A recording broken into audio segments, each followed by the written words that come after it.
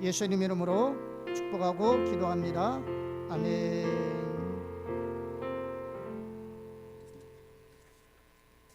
하나님 말씀 보겠습니다. 에베소서 6장 5절에서 9절입니다. 에베소서 6장 5절에서 9절입니다. 같이 합독하겠습니다. 종들아 두려워하고 떨며 성실한 마음으로 육체의 상전에게 순종하기를 그리스도께 하듯 하라. 눈가림만 하여 사람을 기쁘게 하는 자처럼 하지 말고 그리스도의 종들처럼 마음으로 하나님의 뜻을 행하고 기쁜 마음으로 섬기기를 주께 하듯 하고 사람에게 하듯 하지 말라. 이는 각 사람이 무슨 선을 행하든지 종이나 자유인이나 주께로부터 그대로 받은 줄을 알미라. 상전들아 너희도 그들에게 이와 같이 하고 위협을 그치라. 이는 그들과 너희의 상전이 하늘에 계시고 그에게는 사람을 외모로 취하는 일이 없는 줄 너희가 알미라. 아멘. 그동안 우리가 한 6개월 동안 우리가 선교적 교회로서의 삶에 대해서 포괄적으로 우리가 많이 살펴보았습니다. 그중에 특별히 한 몇 주간 동안 우리가 일터사역에 대해서 이렇게 살펴보았습니다. 여러분이 유튜브에 들어가서 꼭 일터사역에 대한 부분들은 꼭 여러분들이 좀 반복해서 들으시고 우리가 어떠한 자세로 일을 해야 되고 어떠한 가치관으로 해야 되는지 여러분 정말로 좀 반복적으로 들었고 이것이 이렇게 새겨져야 합니다. 정말로 중요한 말씀입니다. 그래서 오늘은 좀 마무리하는 마음에서 또 다음에 또 우리가 또 살펴볼 내용이 있지만 이런 일터사역에 대한 부분은 오늘로서 또 이렇게 좀 마무리하고 또 새로운 말씀들 좀 살펴보면서 또 다음 기회에 있을 때 이런 부분들을 더 살펴보기 원합니다. 정말로 이번에 우리가 하나님께서 선교적 교회로서의 어떤 작년의 비전을 주시면서 제가 이런 것을 공부하고 배우고 또 이렇게 또 우리 선교에서 또 함께 자료를 받아서 이렇게 나누고 있는데요. 정말로 제가 왜 그동안 이런 설교를 하지 않았을까? 제가 목회 30년 넘게 하면서 제가 이런 내용의 설교를 처음 하거든요. 그래서 그동안 빨리 졸업했던 우리 글로벌 공동체들에게 참 많이 아쉽다. 그래서 그들에게 제가 카톡방에다가 꼭 들어봐라 이렇게 광고도 올리고 하는데요. 정말로 우리가 이 말씀에 우리가 듣고 배우지 않고 일터에서 일한다? 우리가 크리스찬으로서 일한다? 어떻게 일할 건데? 어떤 자세로 일할 건데? 정말로 그래서 이 참 너무 소중한 건데 그들도 이것을 꼭 듣고 그 삶의 현장에서 일해야 될 텐데 이런 마음이 아쉬움이 많이 듭니다. 그래서 어떻든 여러분은 복입니다. 목사님의 설교를 잘해서 하는 게 아니고요. 이 시대에 하나님이 우리에게 어떤 말씀을 주셔서 어떤 말씀으로 이 땅에 우리가 살아가기를 원하시는지 그게 중요한 거예요. 어떤 목사님에게 어떤 유명한 목사님에게 어떤 메시지를 드냐 그게 하나도 중요하지 않습니다. 지금 하나님이 오늘 하나님의 백성들에게 무슨 말씀을 하기를 원하시느냐 그걸 들어야 됩니다. 그걸 들려주는 목자가 필요한 거죠. 그래서 정말로 중요하더라고요.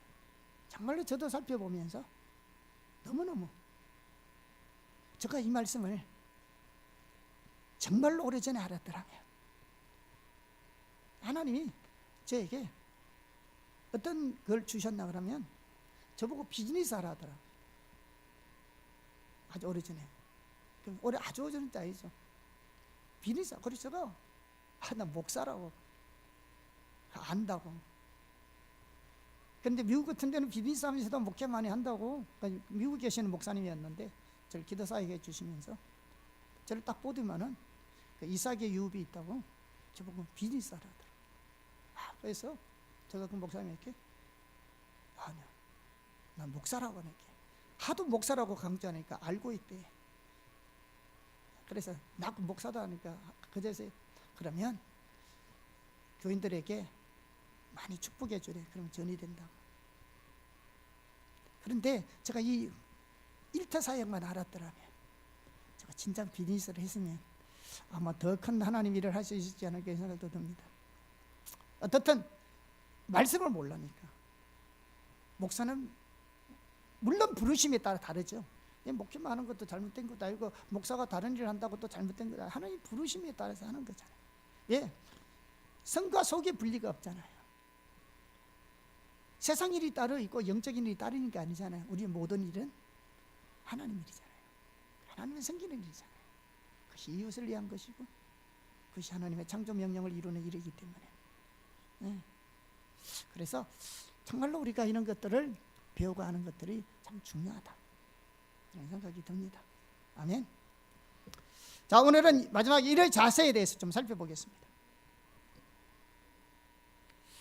자, 우리가 하나님의 백성으로서 우리가 반드시 가져야 될 일에 대한 핵심적인 자세에 대해서 몇 가지 살펴보겠습니다.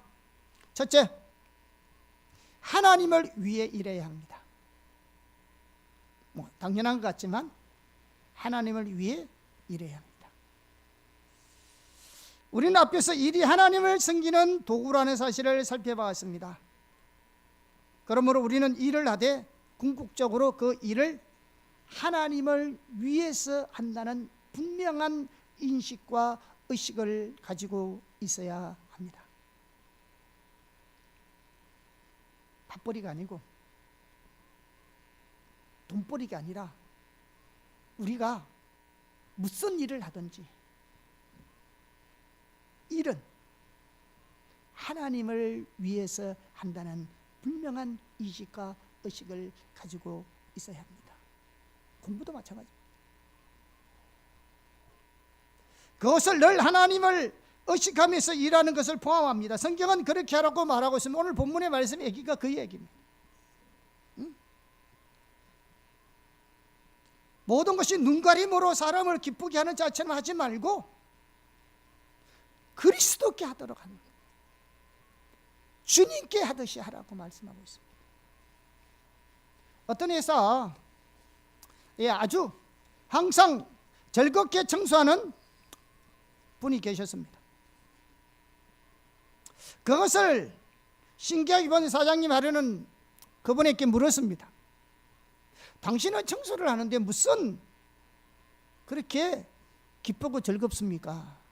라고 물었더니 그분이 하시는 말씀이, 사장님, 저는 사장님을 위해서 일하지 않습니다.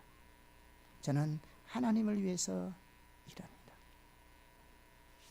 사실 이 내용의 진위 여부가 알 길은 없지만 성경이 우리에게 바로 그러한 자세로 일하라고 말씀하고 있습니다. 여러분, 우리가 청소만 하더라도요, 오늘 본문의 말씀처럼 그러한 자세로 가지고 우리가 일을 한다면 우리에게는 정말로 기쁘고 활력이 넘칠 겁니다. 뿐만 아니라 다른 사람을 시선을 별로 신경 쓰지 않을 겁니다. 왜?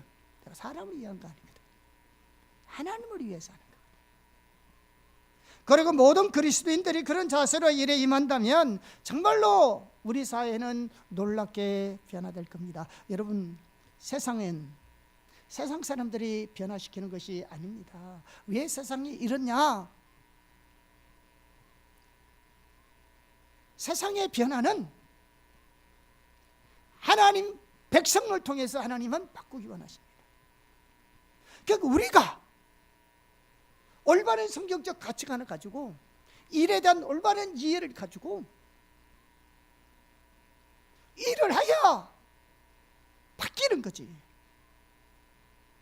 세상 사람이 바꾸는 게 아닙니다.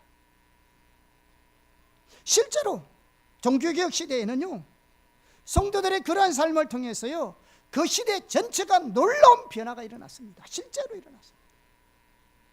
그게 세상을 사람을 통해 일어난 것이 아니고 하나님의 백성들이 하나님 말씀 가운데 삶을 살아가고 일을 하고 사업을 하고 경영을 해서 일어난 변화의 역사들인 겁니다. 그런데 오늘날 적지 않는 성도들은 그 말은 알겠는데 누가 그렇게 사겠냐는 거죠. 그만큼 우리 시대는요, 하나님 떠난 시대입니다. 예수를 믿으면서도 실제 삶은요, 철저하게 세상의 풍조와 가치관을 따라 살아가는 겁니다. 순종만 하더라도요, 하나님께 순종할 때 자기 유익되는 것만 순별적으로 순종하는 시대에 우리가 살고 있습니다. 일이 우상이 된 이 시대에 우리가 정말로 그렇게 사는 것은 결코 쉽지 않습니다. 그러나 그러한 삶은 전적인 불순종인 삶입니다. 그래서 성교적 삶도요, 결국 하나님 뜻대로 살기를 열망하는 십자가 복음의 삶을 살기를 추구하는 사람들만이 살 수 있는 것이 성교적 삶입니다. 당연히 모든 성도들은 그런 삶으로 돌이켜야 될 줄 믿습니다. 우리는 하나님의 새 창조의 역사를 위해 동력자로 부름받은 새로운 인류입니다. 새로운 피조물이라고요. 세상 사람들과 다르게 살기로 부름을 받은 사람들이라고요. 우리는 자꾸 이미 세상의 풍조에 따라서 세속화되어 있어서 우리가 그렇지 않으니 세상 사람들과는 다른 방식으로, 다른 가치관으로 살아야 될 새로운 인류라는 사실을 망각하고 사는 겁니다.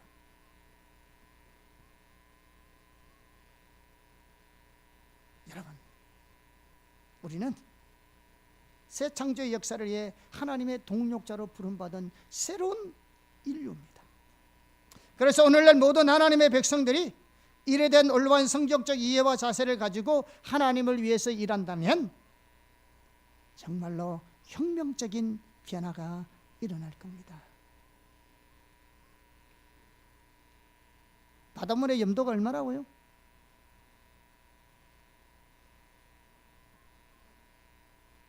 평균적으로 3.5%잖아요.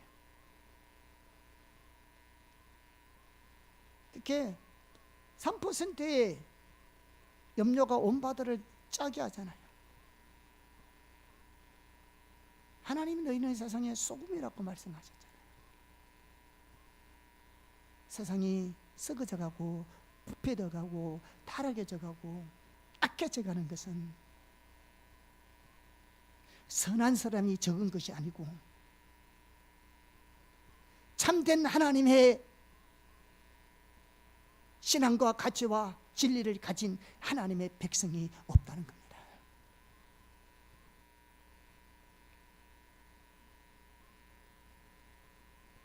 하나님의 크리스찬이 많이 있어야 세상이 달라지는 것이 아니고 참된 그리스도인, 참된 신앙의 가치관을 가지고 믿음의 삶을 살아가는 하나님의 백성이었기 때문에 그런 겁니다. 하나님은 한 사람을 통하여 세상을 변화시키잖아요. 아브라함은 10명에서 포기했지만 소돔과 고모라 성을 멸망할 때 50명부터 시작해서 10명 선에서 멈췄었지만 하나님이 찾으시는 사람은 한 사람까지 찾아낸다고. 내가 이 성에서 한 사람만 찾아내도 이 성을 멸하지 아니하리라. 하나님은 한 사람만 있어도 세상은 망하지 않고 한 사람만 있어도 세상은 변화되고 바뀝니다. 하나님은 이 세상을 그렇게 사용해 오셨습니다.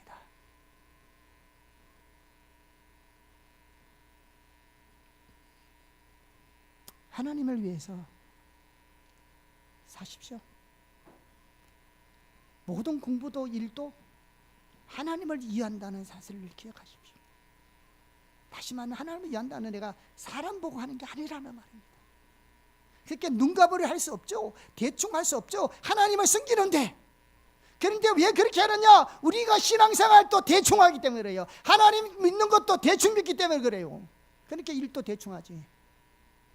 그렇게 하나님을 섬기고 있는데 신앙생활도 대충 신앙생활 하는데 바깥에 나와서 어떻게 하나님을 위해서 올바르게 하겠어요? 말만 하나님을 위한다 하지. 다 자기 야음과 탐심과 이익에 가득 차가지고.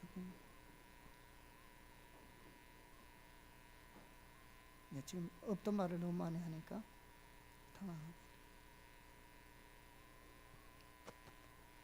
맞잖아요.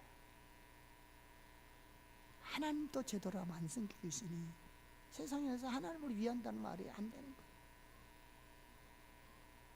일이 우상이 되어 있는 거죠.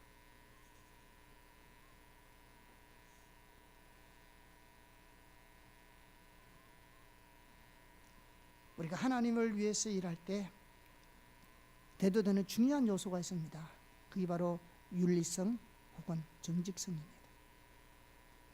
우리가 앞에서 살펴본 것처럼 오늘 모든 것이 돈을 많이 벌기 위한 목적으로 돌아가기 쉽습니다. 비즈니스 세계는 더욱 그렇습니다. 그래서 비즈니스 세계는요, 윤리가 거창스러울 수 있습니다. 모든 것 바탕은 그죠? 어떻게 하면 돈벌이 될까? 뭐 하면 돈벌이 될까? 이런 것들만 가득한 거죠. 오늘날 윤리가 사라진 시대입니다. 포스트 모던 시대에는 더욱 그렇습니다. 윤리를 말하면요, 포스트 모던 시대는 어떤 윤리를 말하는데 이렇게 대받아칩니다. 분야에 따라서는 철저하게 윤리적으로 행동하다가는 재정적으로 파산 지경에 몰릴 수 있기 때문에 엄격하게 손익 계산을 해가지고 조금 도덕적으로 잘못을 저지르고 관계가 떨어지는 이런 위험을 감수하는 편이 내 자신을 위해서 훨씬 좋겠다, 이렇게 생각하는 경우가 너무 많이 있습니다. 그러기에 형편에 따라서는 정직한 태도가요, 직장생활 하는데도 비즈니스 하는데도 해롭다고 생각하는 겁니다. 특히 우리나라에서는 이런 분야가 더 심합니다. 그러나 직업에서 그리고 비즈니스에서 윤리는 매우 중요합니다. 사실 하나님의 가치관은요, 진정으로 세상을 위한 겁니다. 한편으로는 많은 세상 사람들도요, 하나님의 가치관을 귀하게 여깁니다. 그들은 뭐 인정하지 않을지는 몰라도, 예를 들겠습니다. 세상에서도 리더의 가장 중요한 덕목의 불변의 1위가 뭔지 아세요? 세상 사람들이 리더의 자질, 덕목의 불변의 1위, 그게 뭘까요? 정직성입니다. 그런데 하나님이 우리에게 가장 요구하는 것이 뭐냐? 공의와 정의잖아요. 정직한 겁니다. 윤리성입니다. 하나님은 신명기 25장에서 공정한 경제생활에 대해서 말하면서요, 국가의 안녕의 필수적인 요소가 뭐냐 그러면 공정하게, 정직하게 하는 겁니다. 한번 보겠습니다. 신명기 25장 13절에서 15절 같이 읽어보겠습니다.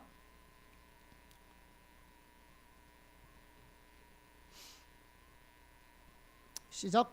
너는 내 주머니에 두 종류의 저울추 곧 큰 것과 작은 것을 넣지 말 것이며 내 집에 두 종류의 대 곧 큰 것과 작은 것을 두지 말 것이요 오직 온전하고 공정한 저울추를 두며 온전하고 공정한 대를 둘 것이라.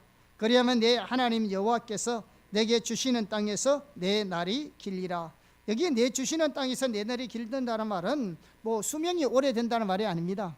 우리가 정직하고 공정하게 일을 하면 하나님의 그 나라, 그 가정, 그 삶이 영원토록 하겠다는 약속입니다. 왜 망하는지 아세요?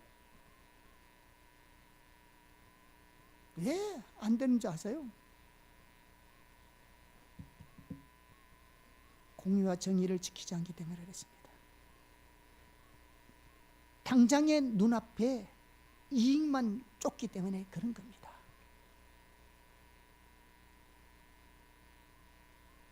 우리 믿음의 사람이 세상에서 일할 때, 하나님을 위해서 일할 때 중요한 것이 뭐냐면 정직하게 하는 겁니다. 정직하게 하는 겁니다.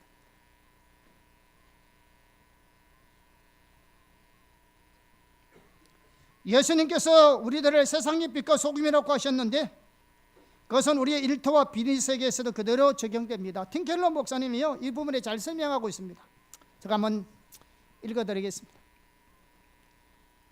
크리스천은 일정 부분 희생을 치르고라도 부도덕한 행동에 맞설 만한 토양을 갖추고 있다. 여러분 그렇습니까?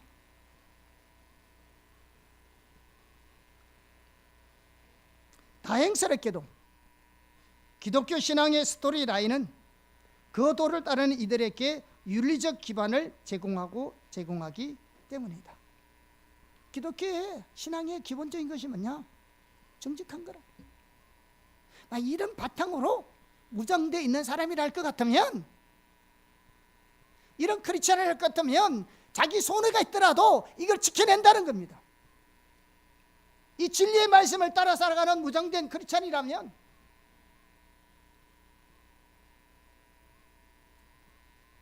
정직하고 성실하게 행동하는 데 있어서 크리스천들은 손익계산이라는 실용적인 접근 방식보다는 훨씬 탄탄한 토대를 가진 셈이다. 여러분 그렇습니까? 크리스천들은 솔직하고 따뜻하며 너그러워야 한다. 우리 그리스도인들은 솔직하고 따뜻하고 너그러워야 합니다. 보상을 바라서가 아니라,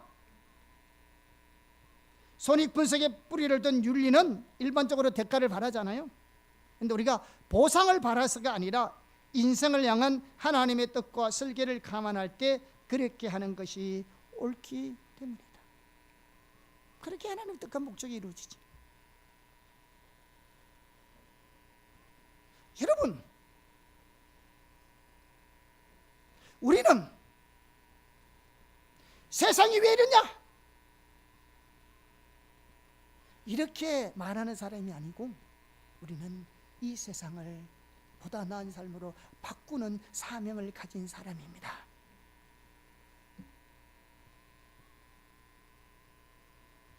구주를 바꾸는 사람이라고요. 하나님의 창조 구조를 왜곡시킨 그 방향을 다시 하나님의 창조의 구조로 돌이키는 데가 있다고요.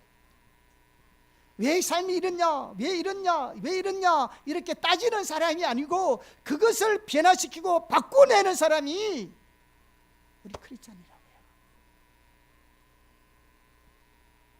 이게 손해가 되더라도, 근데 이런 진리로 무장되어 있어야지.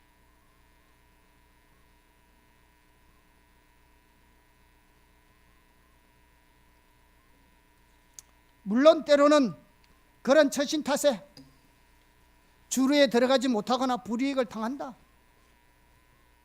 그렇죠. 변두리 사는 거죠. 하지만 성경학자 브루스 윌키의 말만 따나 성경은 자기 이익을 챙기기 위해 스스럼없이 공동체에 피해를 주는 악인들과 달리, 이런 악인이 누구예요? 자기 살겠다고 공동체에 피해를 주는 거예요. 이게 악인이에요. 자기 살겠다고, 자기 이익을 위해서, 자기 하나 더 가지려고 공동체에 피해를 주는 거, 악인이에요. 그러나 이것들과 달리 불이익을 감수하며 다른 이의 유익을 도모하는 이들이 바로 의인이라고 가르친다.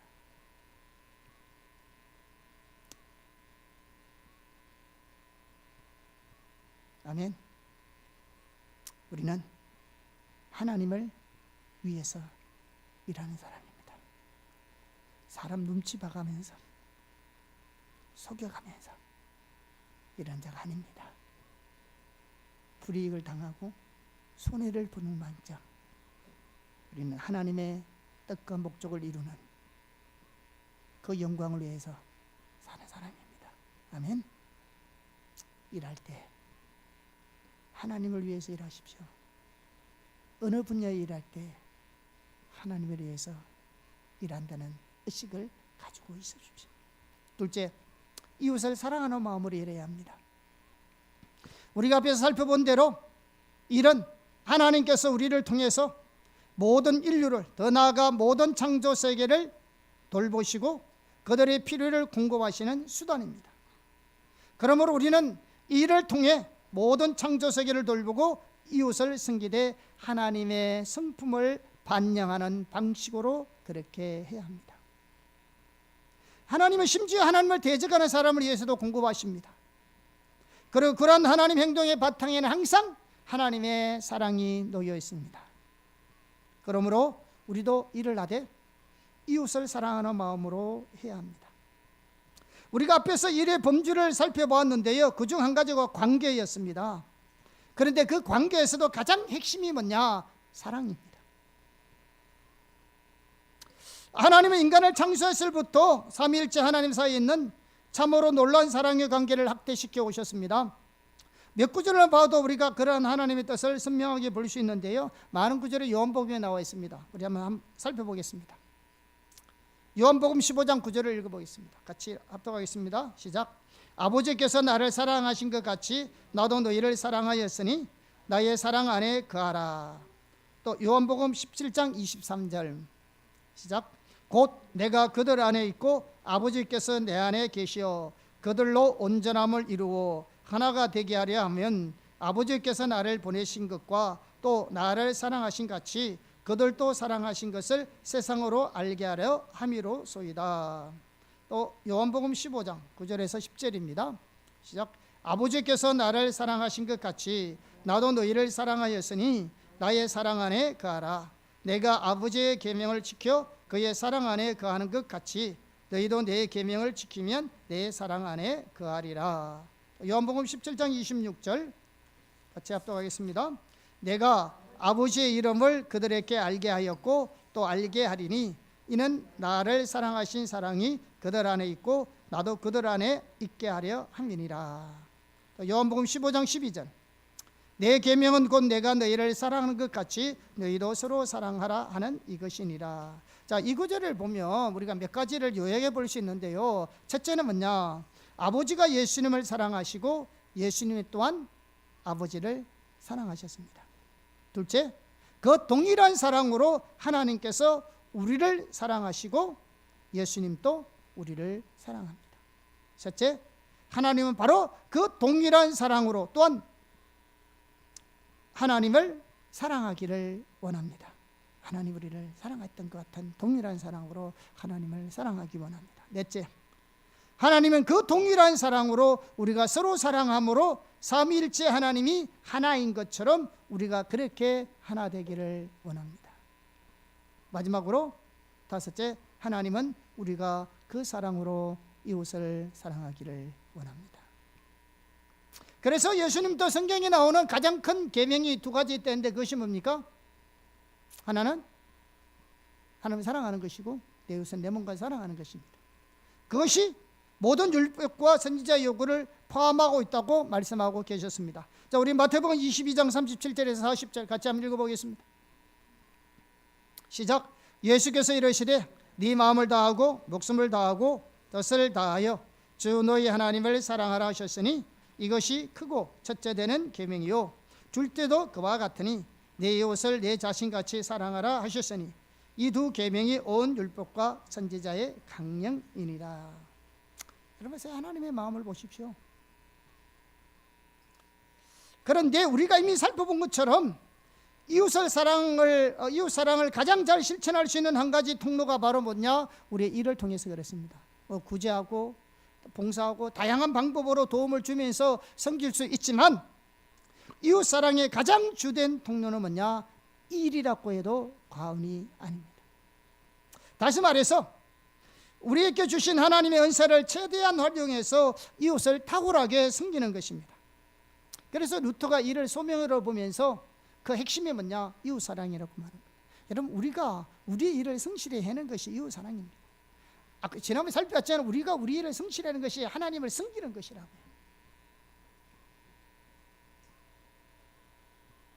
교회에서 예배만 드리는 것이 하나님을 섬기는 게 아니고 내 직장에서 성실하게 일하고 학교에서 성실하게 일하는 그 자체가 하나님을 섬기는 것이고 이웃을 위한 것이라고요. 왜? 내 일을 통해서 다른 사람이 유익을 얻잖아요. 그래서 우리가 이웃을 섬기는 겁니다. 틴켈러 목사님이 기독교인의 일하는 자세와 동기에 대해서 말하면서 이 부분의 중요성을 아주 잘 표현하고 있습니다. 제가 틴켈러 목사님의 일과 영성에 대한 부분을 많이 인용하고 있는데요, 너무 잘 설명해놔서 그렇습니다. 제가 설명하는 것보다도 훨씬 더 여러분이 이해하기 쉽도록 잘 되어 있습니다. 한번 보겠습니다. 예수님이 말씀하신 것처럼 온전한 인간의 요건, 온전한 인간은 어떤 존재인가? 이 온전한 인간의 요건을 줄이고 또 줄이면 하나님을 사랑하고 이웃을 사랑하는 자질만 남는다. 여러분, 온전한 사람이 어떤 사람일까요? 여러분은 어떤 사람을 온전한 사람이라고 여깁니까? 우리가 성경 모든 것을 보더라도 모든 것을 자르고 줄이고 없애고 해서 마지막 남는 것, 핵심은 뭐냐? 하나님 사랑하고 이웃을 사랑하는 것.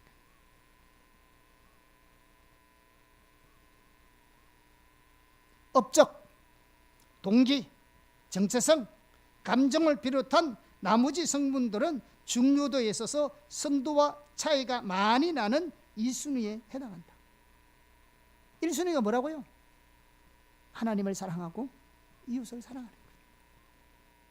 나머지 것들은 다 2순위인데 이러한 2순위들은 1순위하고는 너무나 차이가 많이 난다는 거죠. 실제의 본질을 이렇게 이해하면 일하는 방식도 크게 달라질 수밖에 없다. 관계는 권력과 부, 안락한 생활을 추구하기 위한 도구인가? 사람과의 관계가.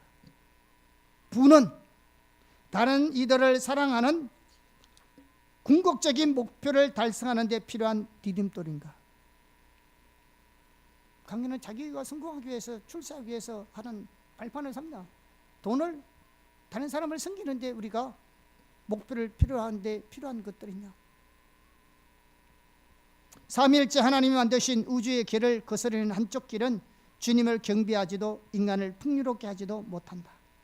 기독교적인 노동의 패러다임은 그 반대편 길에 있다.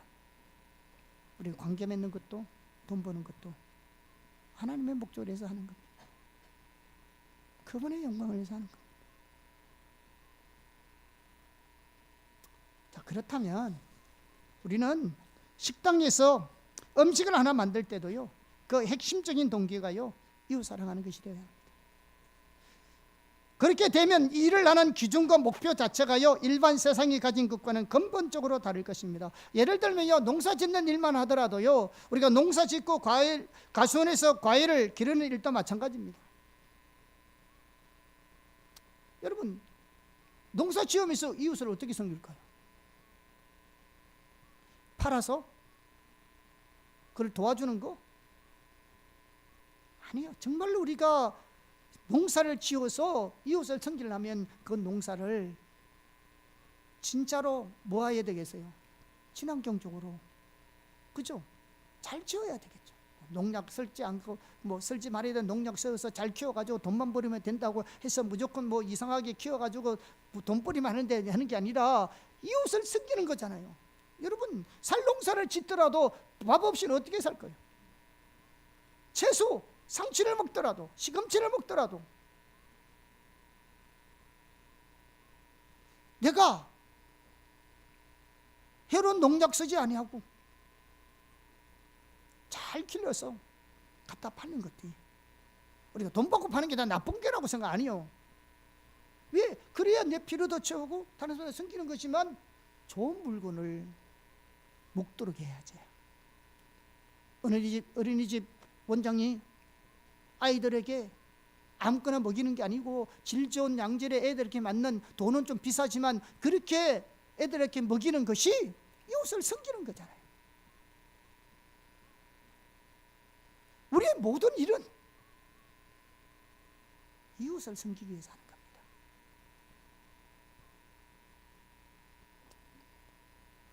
그래서 우리가 다수에게 혜택이 돌아가는 일과 더 많은 보수를 얻을 수 있는 일 사이에서 여러분 어느 쪽을 선택하겠습니까?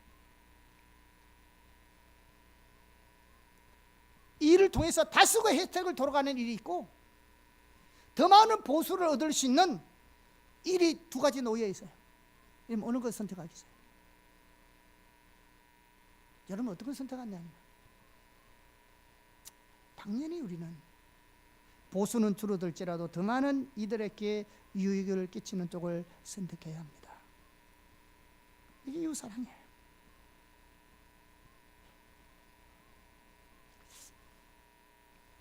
셋째, 인류를 바라보는 시각으로 일해야 합니다. 인류를 바라보는 시각으로 일하기에 매우 중요한 한 가지가 뭐냐, 사람 중심적으로 일하는 것입니다. 여러분, 사람 중심적으로 일한다는 말은 여러 가지 의미로 설명할 수 있는데요, 우선 헨리 브레카비 목사님은 리더십에 관한 뛰어난 책 중에 하나가 영적 리더십이 있는데요, 그 영적 리더십 중급판에 보면 영적 리더의 정의에 대해서 다음과 같이 말하는데요, 우선 헨리 브레카비 목사님이 말하는 영적 리더십은 목회자와 같은 교회 지도자를 말하는 것이 아니고요, 하나님의 관점에서 리더십을 가진 모든 성도들을 말하고 있습니다. 종교 지도자를 말하는 게 아니에요. 리더는요, 종교 지도를 말하는 것이 아니고요, 하나님의 관점에서 리더십을 가진 겁니다. 하나님의 관점에서 하나님 행하시는 보고 그 길을 따라갈 뿐만 아니라 다른 사람을 그 길을 인도하는 사람이 리더거든요. 자, 그래 이렇게 말합니다. 영적 리더는 사람의 초점을 맞춘다. 리더십은 근본적으로 사람을 상대하는 일이다. 리더십의 관건은 단지 예산이나 비전이나 전략이 아니라 사람이다. 영적 리더는 이 사실을 결코 잊지 않는다. 사람이 중요한 겁니다. 여러분, 사람을 소중히 여기십시오. 그리스인과 로마인 사이에서는요, 인간의 가치를 인간에는 사실 자체가 아니라 타고난 재주나 능력에 두었다고 합니다. 인간의 가치를. 그래, 성경은 뭐냐? 모든 인간이 하나님의 형상대로 창조되었기 때문에 인종, 계급, 성, 라이프스타일, 도덕적인 자질과 상관없이 침해할 수 없는, 어느 누구도 침해할 수 없는 권리를, 인권을 가지고 있다고 말씀하고 있습니다. 그동안 기독교는요, 인격에 대한 독특한 정의, 하나님 형상을 품은 존재, 그리고 전례 없는 사랑의 개념을 기반으로 해서 기독교 사상은요, 기독교 신앙은 사상과 문화 발전에 이루어야 할 수 없는 영향을 끼쳐왔습니다. 예를 들면 이렇습니다. 여러분, 기독교적인 인간관이 아니었다면요, 오늘날 만민이 지지하는 인권 철학은요, 등장할 수 없었습니다. 기독교의 인간관이 아니면 인권은 없습니다. 인권의식은요, 인간에게 하나님의 형상이 담겨 있다는 기독교 신앙을 토대로 성장해 왔습니다. 그런데 시장의 압박과 가능 탓에 효율을 기준으로 삶의 모든 국민을 분석해서 합리화하려는 현대인들의 의지가 갈수록 강해지고 있습니다. 그래서 인간을 어떻게 생각하느냐? 인간은 도움을 줄 만한 연줄로 생각하는 겁니다. 어떻게 내 사람들 많이 사이에서 어떻게 하면 이 사람들부터 도움 좀 받아볼까? 고객을 어떻게 생각하는 줄 아세요? 고객은 밥줄과 지갑으로 생각합니다. 직원을 어떻게 생각하냐? 직원은 임무를 수행하는 자원으로 변했습니다. 이게 오늘 우리의 현실입니다. 하지만 이 편이 저품기 더 소중하다고 말하는 경제관념과는 달리 성경은 인간이란 너나 없이 하나님의 형상대로 창조되었으므로 한 점 덜하고 더한 것이 없이 똑같이 중요하다고 가르칩니다. 그래서 우리는 사람을 그렇게 볼 것이 아니고 일에 있어서 철저하게 인간 중심으로 일해야 합니다.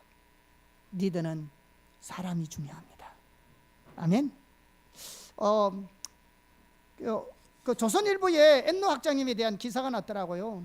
우리 사역자 방에, 제가 단톡방에 뒤에 있는 문 좀 닫아주세요. 그러니까 조선일보에 기사가 났던 것을 아침에 제가 잠깐 봤는데요. 조선일보에 어떤 기사가 났냐면 맨 마지막 부분에 어떤 내용이 있었냐 그러면요, 그 황건삼 변호사님이 첫 수업할 때 엔노 학장님의 그런 인상에 대해서 이렇게 기록된 내용이 있더라고요. 그분이 첫 수업 때 교수님이 이렇게 아마 이게 수업 자료를 들고 왔던가 봐죠. 들고 오시면서 20년 전이죠. 그런데 이 들고 와서 이걸 던져버리더래요. 이렇게 바닥에 던지면서 그렇게 말씀하셨대요. 법조인은 무엇이 옳고 그른지 자신만의 사고를 할 줄 알아야 한다.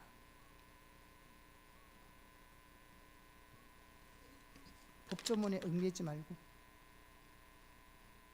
첫 시간에 그랬대요. 그 말을 엔노 학장님이 이렇게, 그 말의 의미를 이렇게 말씀하셨대요. 법조인은 법조문만 들여다볼 게 아니고 다른 사람들을 보살펴야 한다는 걸 강조한 것이다. 법조인은 이것만 보고 앉았다. 다른 사람도 해 알아봐. 사람에게 관심을 가지라. 법에 매이지 말고 던져버리고 무엇이 옳고 그른지 스스로가 생각해서 사람 중심으로. 그게 법조인이라는 거예요. 그게 엔노 학자님이 한국에 오셔가지고 첫 강의 1승이 그였다. 사람을 중요하게 여기십시오.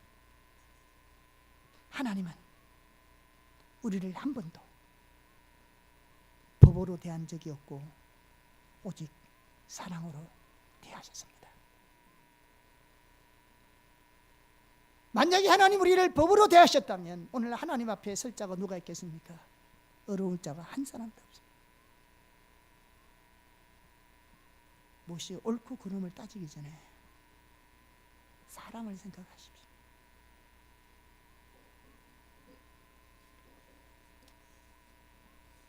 넷째, 정원사의 자세로 일해야 합니다. 하나님의 인간을 하나님의 형상대로 창조하셔서 창세기 1장 26절에 보면 바다의 물고기와 하늘의 새와 가축과 온 땅의 똥과 땅에 기는 모든 것을 다스리게 하셨다, 이렇게 말씀하고 있습니다. 그런데 여기서 다스리고 정복하라는 말을 창세기 2장에서는 어떻게 표현하고 있냐면 여호와 하나님이 그 사람을 이끌어 에덴 동산에 두어 그것을 경작했다. 다시 말하면 경작하고 돌보는 쓰는 것으로 표현하고 있습니다.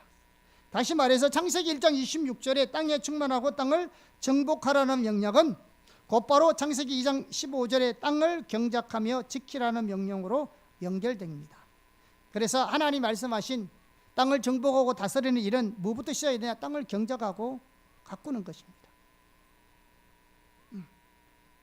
다시 말하면 이 말은 하나님의 다른 피조물을 다스리고 정복하는 것은 우리의 일을 포함하고, 그리고 우리가 일을 하되 정원사의 모델로 경작자의 자세를 가지고 일을 해야 한다는 것을 의미합니다.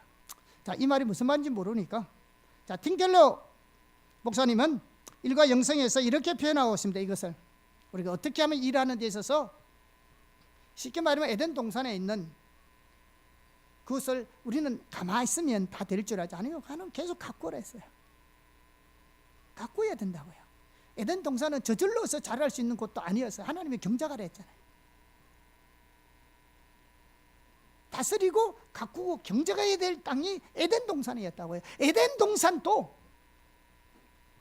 내가 가만히 놀고 앉아있으면 지가 알아서 그냥 저절로 갖춰지는 게 아니고, 하나님이 가꿔주는 게 아니고, 하나님 만들어줬을 때 다스리고 땅을 정복하라 하시면서, 그건 죄짓기 전의 일이에요. 인간이 타락하기 전의 일이라고요.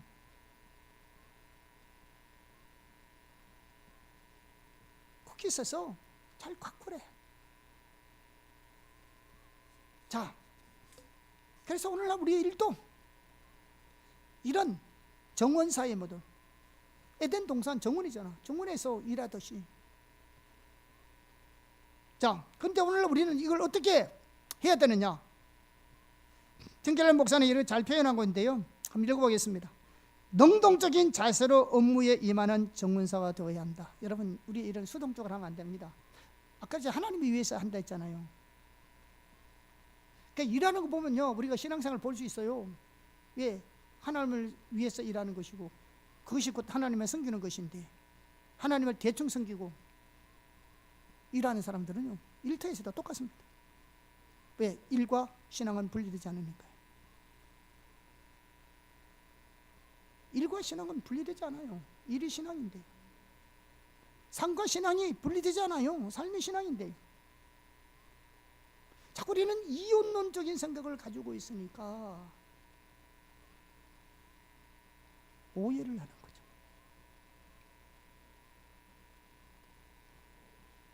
자, 우리가 진정으로 하면 능동적인 자세로 업무에 임하는 정원사가 되어야 한다. 그런 일꾼들은 정원을 황폐한 상태로 버려주지 않는다. 허기 가진 성장과 발전 잠재력을 끌어내서 최대한 풍성한 열매를 맺도록 손을 쓴다. 땅을 갈아 엎은 다음 염두에 두고 있던 목표에 따라 다시 정리한다. 정원의 원자들을 주물러서 먹을거리와 꽃을 내고 아름다운 풍경을 빚어내게 만드는 것이다. 이것이 세상 모든 일에 적용되어야 할 패턴이다. 이것이 세상 모든 일에 적용되어야 할 패턴이다. 창의적이고 적극적인 태도다. 하나님이 주신 원죄를 가지고 세상을 널리 이롭게 하는, 특히 인류가 번성하고 윤택해지는 방식으로 재배려하는 것이다. 아멘. 부단하게 가정에도, 집에도 널브러져 놓고 살지 마세요. 가꾸어야지. 집안 정리정돈 좀 잘하고 학교 가고 일터에 나가시기를 축복합니다.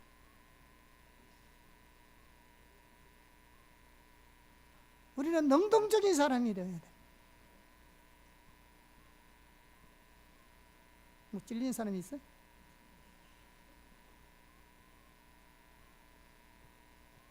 직장이든 우리 가정이든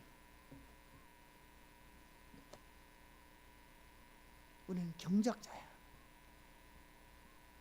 다 갖고 와야 돼요. 다 발전시켜 나가야 돼요. 누가 물에 앉아 우리 크리스찬들은 능동적인 사람이 되어야 합니다. 이게 신앙이니까요.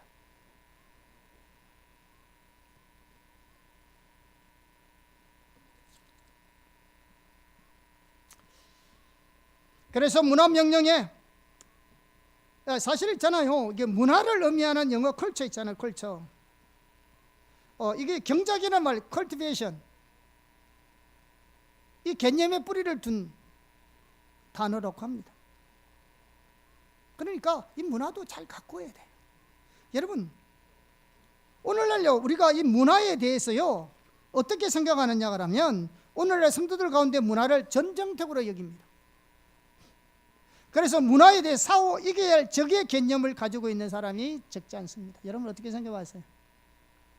그러나 마코토 후지무라 박사는요, 그의 책 컬처 케어에서 문화는 사후 이겨야 할 전쟁이 아니라 가꾸어야 할 정원이라고 주장합니다. 사후해야 될 것이 아닙니다. 물론 반기독교적인 문화에 의해서 힘든 요소도 있지만 적으로 생각하지 말고 우리가 올바른 성경적 가치관으로 가꾸어 나가야 합니다. 아멘. 바꾸어 나가야죠. 다섯째, 달란트를 능숙하게 사용하며 탁월함으로 일해야 합니다. 자, 일에 임하는 매우 중요한 자세는 뭐냐? 달란트를 능숙하게 사용해서 탁월하게 일하는 것입니다. 마태복음 25장에 보면 달란트 비유가 나잖아요. 성경 전체적으로 볼 때 우리의 생명이나 또 시간이나 물질이나 재능은 하나님께서 우리에게 맡겨주신 위탁물입니다. 그렇기 때문에 우리는 선한 성직이로서 그것을 가지고 하나님의 나라 확장을 위해 새 창조의 동력자로서 성실하게 섬겨야 합니다.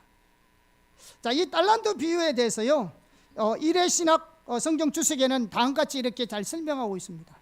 이 마태복음 25장의 달란트 비유에 대해서. 자, 이 비유의 의미는 재정적인 투자를 훨씬 뛰어넘는다. 하나님은 각자에게 다양한 범위의 은사를 주셨고 우리가 그런 은사를 활용해서 그분을 섬기길 기대하신다. 그런 은사를 벽장에 처박아 두고 무시하는 것은 용납될 수 없다. 세 명의 종들처럼 우리가 받은 은사도 각각 다 같지 않다. 하나님께서 우리에게 기대하는 이유는 우리가 받은 은사에 비례한다. 그러니까 우리가 다 똑같을 수는 없죠. 우리가 하나님께 받은 은사에는 기술, 능력, 가족이나 친척관계, 사회적 지위, 교육, 경험 등이 포함된다. 이게 다 하나님 우리에게 주신 은혜고 이게 은사라는 거죠. 좋은 집안에 태어나고 좋은 능력을 가지고 기술을 가지고 어떤 경험을 했던 많은 이게 다 하나님 우리에게 주신 은사예요. 선물이에요. 이 비유의 요점은 달란트 비유의 요점은 뭐냐? 우리가 무엇을 받았건 하나님의 목적을 위해 그것을 반드시 사용해야 한다는 것이다. 우리의 인생을 낭비하지 말고 어딘가에 인생을 투자해야 한다는 심오한 메시지를 전한다. 우리가 무슨 은사를 받았고 어떤 재능과 능력을 받았든 간에 우리는 하나님의 목적과 그 나라를 위해서 반드시 사용해야 하는 겁니다. 여러분, 반드시 사용해야 돼요. 여러분, 그거 안 하면 한 달 더 받는 자와 똑같은 겁니다. 우리는 그런 것들을 어떤 이유든지 우리는 하나님 앞에는 용납되지 않습니다. 다 하나님이 우리에게 여겼잖아요. 그것이 기술이든 능력이든 가족이든 친척관계든 사회적 지위든 교육이든 경험이든 등등등등 이 다 하나님께 주신 우리에게 은사인데 그거 벽장 속에 처박혀 놓거나 하면 안 되고 반드시 무엇을 받았든 간에 반드시 하나님의 나라와 그 목적을 위해서 사용해야 합니다.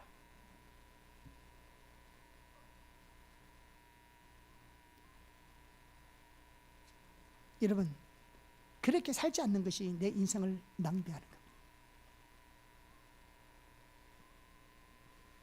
우리 인생을 낭비하는 겁니다. 내 인생에 얼마나 성공했느냐, 얼마나 많은 부를 누렸느냐, 어떤 지위를 가졌느냐가 아니고 하나님 나라의 전문가, 하나님이 지금 하고 계신 일에 얼마나 내 일에 동참하고 그 일에 영향을 미치고 있느냐, 그게 중요하다고요. 여러분, 세월 낭비하지 마세요. 그렇잖아요. 또 이렇게 말하면 우리가 또 이런 설교 안 들은 사람들은 뭐 그럼 주의를 해야 되냐, 그게 아니잖아요. 여러분 일이 하나님의 일이라고요. 여러분이 뭘 하라고 했든 간에 그 일이 하나님의 일이라고요. 그게 하나님을 섬기는 일이고 그게 선교고.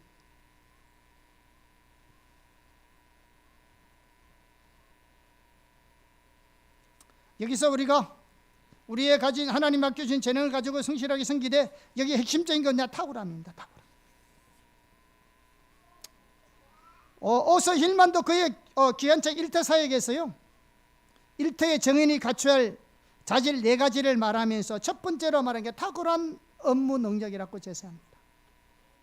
그러면서 이렇게 말합니다. 한번 읽어보겠습니다. 기독교인의 일은 모든 점에서 탁월해야 한다. 왜냐하면 우리 안에 하나님의 성령이 역사하고 계시기 때문입니다. 하나님 우리 일을 위해서 성령의 은사를 부어준다 했잖아요. 왜냐하면 우리 안에는 하나님의 성령이 역사하고 계시기 때문이다. 그러면서 우리는 필요할 경우에는 오리를 가고자 하면 심리를 가져주고 주변 사람들을 섬기기 위해 최선을 다하며 다른 누구보다 일을 더 잘할 수 있어야 한다. 아멘. 우리 보고 하나님 이런 은혜를 주신다고요. 그러니까 여러분들이 어떤 분야에 있으면 하나님의 은혜를 구하고 사모하여서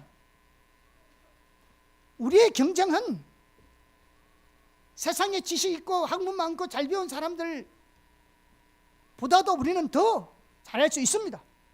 왜? 하나님의 은사와 하는 능력이 우리에게는 있으니까요. 내가 탁월하기 때문에, 남들보다 뛰어나기 때문에 탁월함이 아니라 하나님이 우리에게 그런 은혜를 부으시기 때문에 그렇습니다. 지혜를 주시고 능력을 주시고 학문을 주시고 지식을 주시고 은사를 주셔서 내가 하고 있는 이 분야를 누구보다도 탁월하게 하기를 원하신다고요. 하나님이 우리의 일을 하는 데 있어서 탁월하게 하기를 원하신다면 그것이 소수의 사람에게 해당될까요?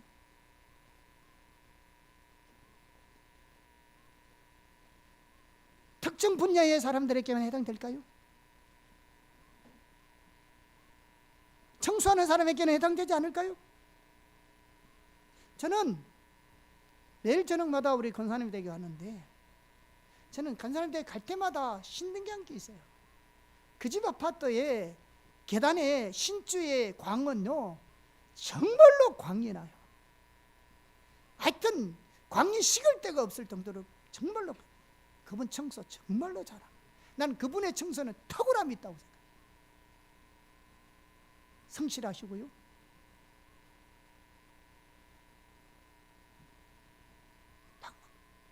그 분야에 그분은 우리 아파트에는 그렇게 광도 안 나요. 여러분 한번 보셨죠? 나는 봐요. 왜냐하면 아파트 엘리베이터 내에서 바로 집으로 들어가는 게 아니라 몇 계단을 걸어 올라가야 되기 때문에 계단의 신줄을 보면 진짜 매일 광이 나요. 와, 그분은 청소의 달인인 것 같아요. 하나님은 우리가 어떤 분야에 있든지 자기 분야에 탁월해요. 그 일을 사는 우리에게 은혜를 부으시고 지혜를 주시고 지식을 주시고 은사를 부으신 겁니다. 이거는 소수의 사람에게 하는 말이 아니에요. 뭐 탁월함, 전문성 그러니까 뭐 특별한 몇몇의 사람, 특정 분야의 사람에게만 하시는 말씀 같지만 아니에요. 하나님은 내가 어떤 일을 하든지 어떤 분야에서 하든지 그것이 무엇이든지 하나님은 내 하는 일에 탁월함을 가지기 원하시는 거죠. 뭐 제가 성경 이야기는 뭐 대표적인 인물이 다니엘입니다. 그죠? 다니엘은 그 친구들은 탁월한 일처리 능력이 있었고요. 특히 신실함과 정직함에서 뛰어났습니다. 다니엘 같은 경우에는. 그래서 팀켈러도 달란트를 능숙하게 사용하며 일해야 한다고 주장하면서요 이런 말을 했습니다. 제가 다니엘에 있는 성경 구절은 제가 뭐 여러분 잘 아는 말씀이니까 생략하고, 자 팀켈러 목사님이 한 말을 좀 인용하겠습니다. 자, 같이 한번 보겠습니다. 자, 주차 위반 없어요? 예, 제가 읽어드릴게요. 그분이 했습니다. 주차 위반 딱지를 건턴, 소프트웨어를 만들든 책을 쓰든 등등 제 일을 열심히 하는 것만큼 이웃을 사랑하기에 좋은 방법이 없다. 다만 노련하고 능숙하게 하는 것이 중요하다. 이를 통해 이웃을 사랑하는 주된 방법 중 하나는 능숙한 사역이다. 하나님이 이를 주신 목적이 인간 공동체를 섬기게 하는 데 있다면 그 뜻을 받드는 어떤가 하는 길은 주어진 과업을 끝낼 뿐만 아니라 제대로 해내는 것이다. 아멘. 그래요. 어떤 갑은 그렇죠. 시작했으면 끝을 맺어야죠. 근데 끝을 시작해서 끝을 맺을 뿐만 아니라 뭘 한다고요? 제대로 해내는 겁니다. 하나님께서 우리에게 이런 은혜를 주십니다. 아멘. 이런 은혜를 부어주기를 축복합니다. 사모하세요. 능력이 부족해서 못하는 게 아니라 하나님이 우리에게 이런 은혜를 부으신다고요. 하나님이 하라고 하면 하나님이 할 수 있게 하시는 겁니다. 모든 것은 하나님의 자원으로 할 수 있는 일이기 때문에 하나님이 우리에게 하라고 말씀하신 것은 내 노력으로 내 지식으로 할 수 있는 게 아니고 하나님의 자원으로 할 수 있는 일이기 때문에 하나님이 그 일을 할 수 있도록 이렇게 그런 사람을 만든다고. 왜? 하나님은 우리 일을 통해서 문화명령을 실현하기를 원하시기 때문에 그렇습니다. 세상을 바꾸기 싶은 거죠. 아멘. 여러분 분야에 우리 지체들이 전문가가 되기를 예수님을 축복합니다. 내가 되는 게 아니라 하나님은 그렇게 우리에게 은혜를 부으신다고요. 사모하시라고요. 주님을 자꾸 구하세요. 못한다고 포기할 것이 아니라 하나님이 우리에게 그 일을 맡겨주셨다면, 내가 그 일을 이루어내야 될 일일 것 같으면 하나님의 은혜를 구하시라고요. 아멘. 하나님의 은혜를 구하시라고. 하나님 우리가 우리의 일에 탁월하게 하기를 원하십니다. 그런데 그게 소수의 사람이 아닙니다. 특정 분야의 사람에게 하는 것이 아닙니다. 우리 모두에게 일상의 삶의 영역에서 하나님은 그렇게 하기를 원하십니다. 이 말은 하나님께 그렇게 할 수 있도록 은혜를 부으신다는 말입니다. 아멘. 마지막으로 열정을 가지고 일해야 합니다. 우리가 열정이 없으면 구멍가게 하나라도 일을 제대로 운영할 수 없습니다. 성경은 우리에게 열정을 가지고 일하고 말하고 있습니다. 로마서 12장 11절을 보겠습니다. 같이 읽어보겠습니다. 시작. 부지런하여 게으르지 말고 열심을 품고 주를 섬기라. 여기 우선 게으르다는 말은요, 게으름, 망설임, 불만 등으로 인해서 행동이 느린 사람을 가리키는 단어입니다. 그래서 이 말의 의미는 자신이 사는 동안 자신의 은사나 재능을 제대로 활용하지 못하고 자신이 해야 될 일을 제대로 수행하지 못한 사람을 가리켜서 게으르다 이렇게 말합니다. 자기 하나님 주신 다양한 자원들을 활용하지 못하고 자신의 일들을 제대로 해내지 못한 사람들이 게으른 사람. 왜? 하나님이 그냥 할 수 있도록 이렇게 다 주신 거거든. 그냥 놀고 먹는 사람이 게으른 사람이 아니라 이런 하나님이 우리에게 주신 이런 은혜들을 활용하지도 못하고 자신의 주어진 일도 제대로 하지 못한 사람을 가리켜서 성경은 게으르다는 말이죠. 그래서 게으르지 말라는 말은 일상의 모든 삶의 영역에서 하나님이 주신 재능과 은사와 기회를 제대로 활용해서 부지런하게 자신의 임무를 완수하라는 겁니다. 이 말을 다른 표현으로 말하면 세월을 아끼라 때가 악하니라 이렇게 성경은 표현하고 있는 겁니다.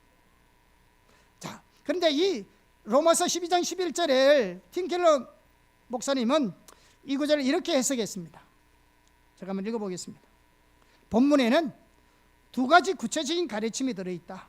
첫째로 열심으로 번역된 그리스 단어는 본래 긴것과 성실이 결합된 의미다. 초점과 훈련이 없는 상태에서 급박한 마음만 남으면 정신없이 분주해진다. 또 긴박함이 없이 성실하기만 하면 진전이 더딜 수밖에 없다.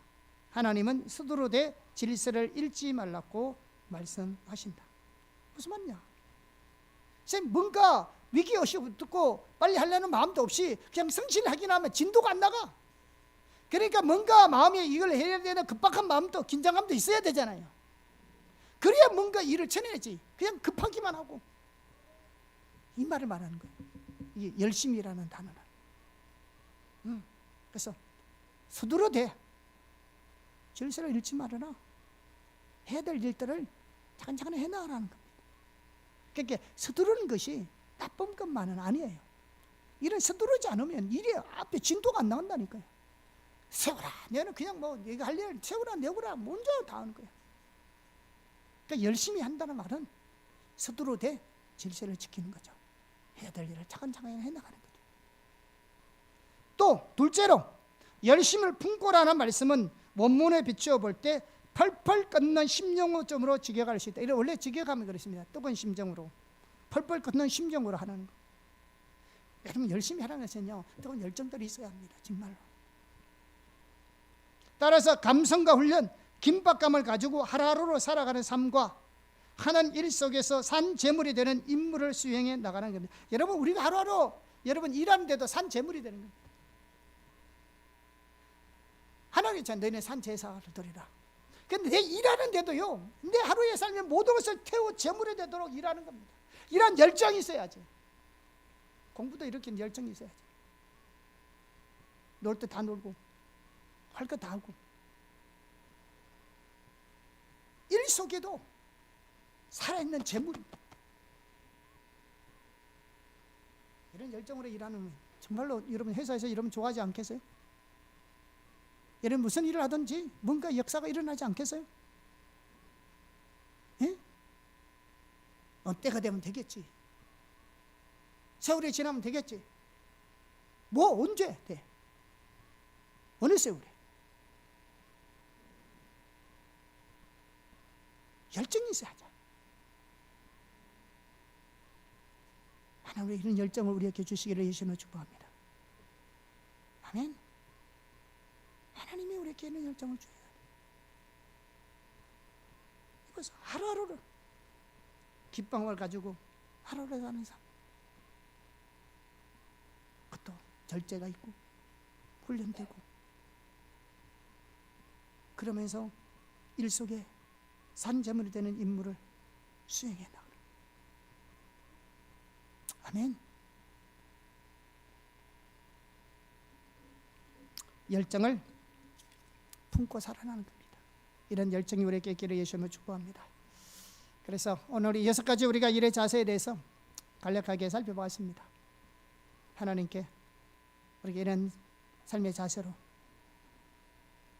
일상에 주어진 모든 일들을 감당하게 되기를 예수님의 이름으로 축복합니다. 아멘. 기도하겠습니다. 시간 많이 갔는데요, 우리 각자 오늘 말씀을 생각하면서 하나님 주신 은혜에 대해서 우리가 좀 기도하면 좋겠습니다. 여러분, 하나님 앞에 서서 기도하면 좋겠습니다. 하나님 은혜를 구하면 좋겠습니다. 자, 성령님 환영합니다. 반주 좀 해주세요. 성령을 환영합니다. 우리 가운데 임하여 주시옵소서.